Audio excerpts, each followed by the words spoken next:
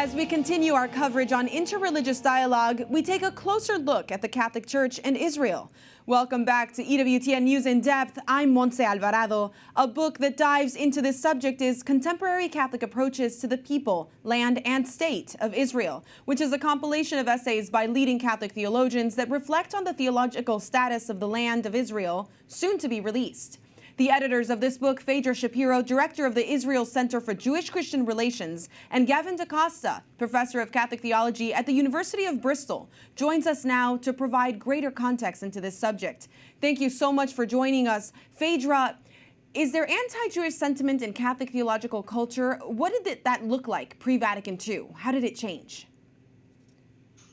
Well, I think that we can say that the paradigm was what Julie Zach called the teaching of contempt, where it was kind of taken for granted that the Jews were being punished by God for the crucifixion, that the church had replaced the Jewish people in God's economy of salvation, and that the significance of Judaism was that it really didn't have any significance any longer.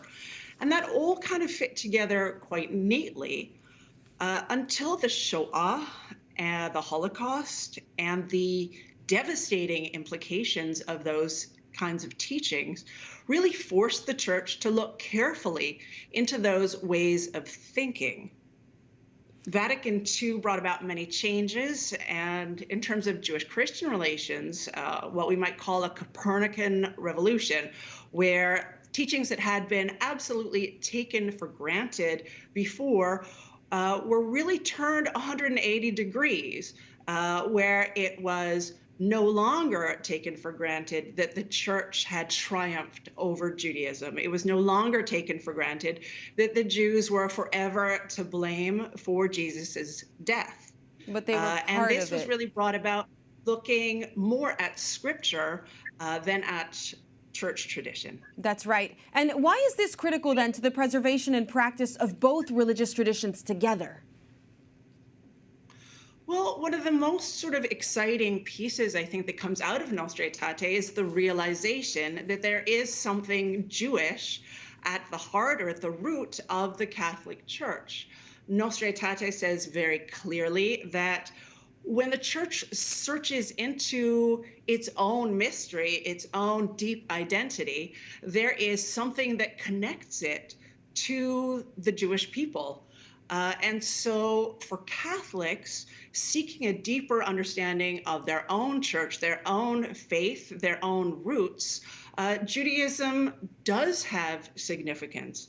And by learning more about Judaism, there is a way to draw into a closer relationship, we might say, with Jesus, with the Holy Family, with the apostles, who were Jewish and lived Jewish lives. That's right. Getting to know Jesus Christ by understanding how he lived his faith and his everyday life. Gavin, you have a very specific role consulting with the UK bishops on interfaith relations. Have you seen any tension between Catholics and non-Christians? With non-Christians, generally, as opposed to Jews, in fact, the opposite has happened. I think because the UK is an increasingly secular culture, there's a sense in which the religious communities together have, in many ways, come together on social, political issues to speak out on behalf of the poor. Certainly when national tragedies happen, such as the bombing that took place in London, it was primarily the Jewish, Muslim, and Christian communities that headed the response to bring people together, to pray for the injured, to try and give a kind of witness that religions are not at each other's throats or necessarily destructive towards each other. So in many respects in the UK, there's a very good level of cooperation. And there has been increasingly also with the Eastern religious communities that are quite different from the Jewish community, of course, in terms of location and background. So there are Hindus and Sikhs in England in very large numbers in the north, and the Bishops' Committee has been very focused on reaching out, participating when they can in terms of congratulations at religious festivals, sending messages that show a level of solidarity without in any sense compromising the uniqueness of the Catholic tradition. But go on. In looking at Catholic tradition, then, in an interview last week with News in Depth, Bishop Mansour of the Maronite Rite mentioned that religious minorities in the Middle East, and Christians in particular, can't flourish under majority Muslim rule. What does history tell us about that, just majority religious rule? Well, it's an interesting question in terms of, turning the camera around and looking at any religion when it's been in a majority power, how other groups have fared. And of course, in terms of when Catholics were majority rule in very many parts of Europe and the state and the church were united, then the whole question of religious liberty for other groups was at stake. I think the interview you're referring to certainly picks up the dire state of Christian communities in the Middle East and religious freedoms in the Middle East.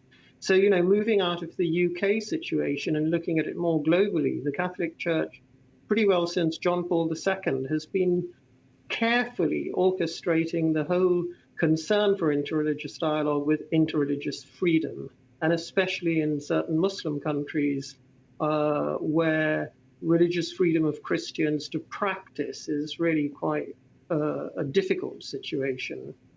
So that it's a matter of kind of making sure that the communication channels are kept open to develop the goals of Catholic practice religious freedoms, but also to give support to other communities who have those difficulties in those countries. That's right. Faydra, do you have any comments, this is part of your daily life, of how religious groups can thrive when a majority religion is in power and the history of that within the church? Well, I mean, I'd like to think that the problem is religion plus power, that the problem isn't religion itself.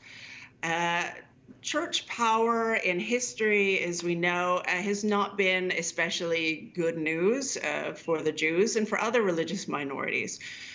However, it's not obvious to me that the answer is kind of relegating religion to the back room and to have a really aggressively secular state, a watertight division between religion and state. I'm speaking to you from Israel, where we're sort of trying, however imperfectly, to maintain a state that is both Jewish, with a religious majority, and at the same time democratic. And those ideals are definitely in some tension, and we fail at it quite often. But it does provide for the possibility and even, sometimes the reality of a religious majority state that preserves and protects the religious freedoms of our minorities here. Gavin, in discussing what Faydra just said about political power, did the 2018 U.S. Embassy move to Jerusalem change anything for Christian-Jewish relations abroad? Yes, I mean, I think in some respects what it did was to polarize some of the attitudes, certainly in the Middle East, of putting Christians on the spot because they were asked to comment on this. And every possible move that is made by the US or European powers always impacts local church communities in the Middle East. Because when those moves are perceived, I'm not saying they are, when they're perceived to be against Arab interests or the rights of the Palestinian people, then it means that the Christian communities are put in situations where either they speak out and say, yeah, this is justifiable, and then have to live with some very difficult repercussions. So in many respects, I think the kind of speaking out in Middle Eastern countries by Christians is always highly complicated because of the power dynamics that already Faydra has alluded to. Well, thank you both. I know we look forward to following the release of your upcoming book and to following your dialogue as you continue walking us through these issues. Thank you.